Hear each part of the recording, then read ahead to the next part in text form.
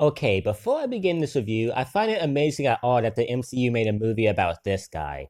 Thor is a ridiculous character. He looks ridiculous, he's extremely overpowered, and his existence alone basically confirms mythology is canon to the Marvel Universe. The only cool thing about that is the premise of Kratos and Atreus going toe to toe with the Avengers. So it's amazing a movie about this demigod even worked in the slightest. When Thor first released, it was met with an unfriendly response, and not too many people enjoyed it. Was the harsh criticism justified, or does Thor have more things going for it than people care to admit? Well, let's find out.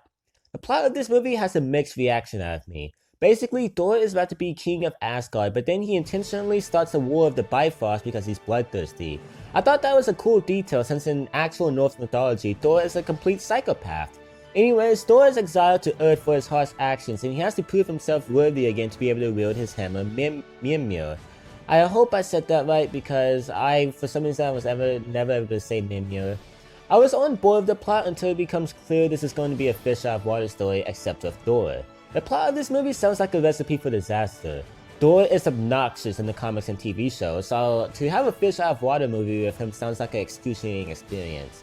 However, the movie subverts my expectations and it actually focuses mainly on character growth rather than being an Alvin and Chipmunks movie with dumb, predictable hijinks.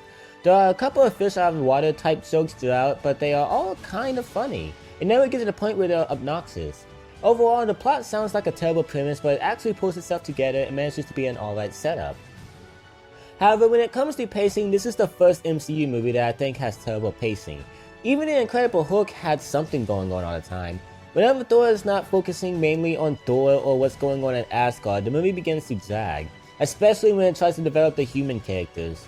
Overall, Thor's pacing isn't horrible, but it's still bad.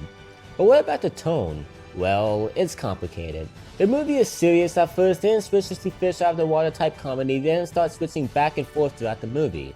There's not really one consistent tone. However, that doesn't make either of the tones bad, just inconsistent. The two tones are good when they need to be. As for the characters, Thor is pretty awesome, so is Loki, and that's it. Yeah, I just don't buy the Earth characters. They're not fleshed out nor all that likable. Same goes for the Asgardian friends of Thor. I don't really care about them. Spoilers are coming, so if you don't want this movie ruined for you, skip to this timestamp. 5, 4, 3, 2, 1. You have been warned. Loki is a good villain. His backstory is tragic, he's sympathetic, and he's pretty calculating. I like him. While he's not extremely complex, he's still a fun villain. As for the performances, they're all pretty good. Just because the characters all suck doesn't mean the performances do too. Each actor and actress gives it their all. When it comes to action sequences, you've come to the wrong place if you want to watch Thor. There's only one good action scene at the beginning, but after that, this movie has little to no action. The effects do look really good though. Sadly, even though Thor was the first MCU movie to not have good pacing nor good action scenes, it's also the first to not have a memorable soundtrack. While many MCU movies going forward lack a good soundtrack, Thor was the first. In conclusion, Thor is really freaking boring. The character journey of Thor is great, there are a few comedic scenes and the performances are great. However, the pacing is slow and there's little to no action. While this is one of my least favorites in the MCU, it's not awful. I wouldn't even say it's bad. It's just so forgettable. Thor's satisfying character journey is the one thing that barely saves this film from being a 2 out of 5 and instead gets a 3 out of 5. And come on, let's face it, this movie could have been way worse than it was.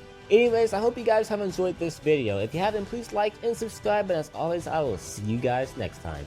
Peace, everyone.